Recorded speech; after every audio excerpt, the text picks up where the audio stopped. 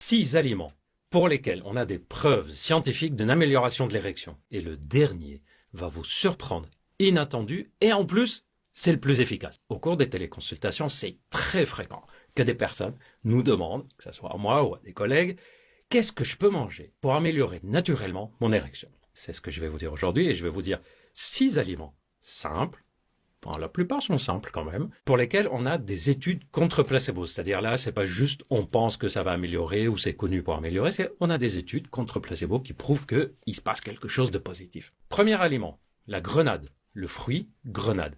Oui, il y a des études qui ont montré que les personnes qui consomment quotidiennement de la grenade avaient une amélioration de leurs troubles érectiles. Ceci étant, c'était une étude avec des troubles érectiles légers. Dans cette étude, on disait qu'un homme sur 2 avait amélioré ses troubles de l'érection.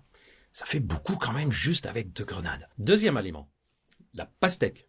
Ouais, il y a des études qui ont montré que la consommation régulière quotidienne de pastèque améliorait le fonctionnement érectile et aussi la libido. Ça a amélioré, par exemple, le fait d'avoir un élan d'ordre sexuel. Troisième aliment, les pistaches.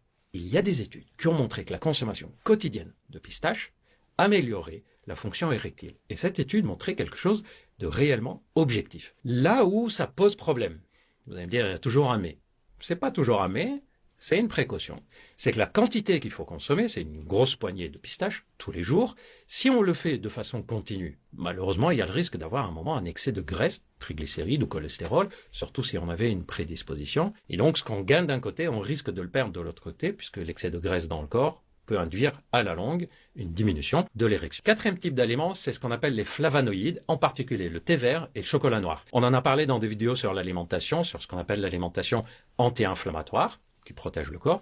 Figurez-vous que ça protège aussi le fonctionnement des artères, et donc on a une circulation sanguine qui se fait mieux au niveau des organes génitaux. Cinquième aliment, le fenugrec. C'est un aliment qui est connu depuis très longtemps pour son effet hormonal. Alors, à l'origine, elle a été utilisée aussi pour des troubles digestifs pour favoriser la digestion. On l'a donné aussi chez des femmes allaitantes pour améliorer le fonctionnement de l'allaitement. En fait, ça agit aussi sur le fonctionnement hormonal. C'est pour ça que le fenugrec est par exemple utilisé dans des phytothérapies où on a une petite baisse de la testostérone. Et c'est par le biais de la stimulation hormonale que ça semble améliorer la libido et le fonctionnement érectile. Et on arrive au sixième, qui est, je vous l'ai dit, le plus surprenant et qui est un des plus efficaces. Je ne sais pas si vous l'avez deviné.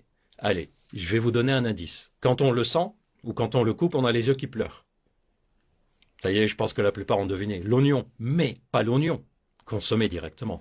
Le jus d'oignon frais. Les 3 mots sont importants. C'est de l'oignon blanc, un jus d'oignon. On va en faire du jus comme si c'était n'importe quel fruit, quel légume. Et ça doit être frais, c'est pas un truc qu'on a fait la veille et qu'on va boire le lendemain. Là où ça pourrait poser un petit problème, c'est pour le digérer, puisqu'il faut boire à peu près 500 à 750 millilitres de jus d'oignon frais dans les heures, 1 ou 2 heures avant une éventuelle activité sexuelle, ou de façon quotidienne, pour booster. Et donc, c'est plus sur la digestion. Et puis, j'imagine que vous êtes en train de vous dire, il n'y a pas que la digestion, docteur, il y a peut-être la laine qui risque de poser problème. J'espère que la vidéo vous a plu. D'ailleurs, j'aimerais, avant de terminer, rappeler que, là, je vous ai parlé des 6 aliments pour lesquels on a des preuves scientifiques, mais on a aussi des preuves scientifiques que, à partir du moment où on a une alimentation suffisamment équilibrée, variée en légumes et fruits, on a déjà une amélioration. D'ailleurs, il y a un fruit dont on n'a pas parlé, qui améliore le fonctionnement sexuel de façon globale, chez les femmes comme chez l'homme, et c'est un fruit accessible à tout le monde, ce sont les pommes. Et oui, il y a des études qui ont montré que les personnes qui mangent des pommes de façon régulière avaient un fonctionnement sexuel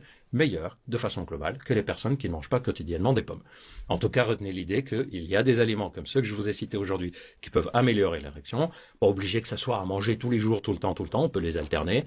Manger un jour de la grenade, un autre jour un pot de pastèque, des pistaches 1 ou 2 fois dans la semaine, un jus d'oignon frais si ça vous tente. Bref, variez le plus possible. Et c'est en variant qu'on a la meilleure efficacité et en plus, le plus de plaisir. Merci de m'avoir écouté jusqu'au bout. N'oubliez pas de me mettre des commentaires, de me dire si vous aviez connaissance de tous ces éléments que je vous ai dit. Likez, commentez, partagez, faites vivre cette chaîne, c'est votre chaîne.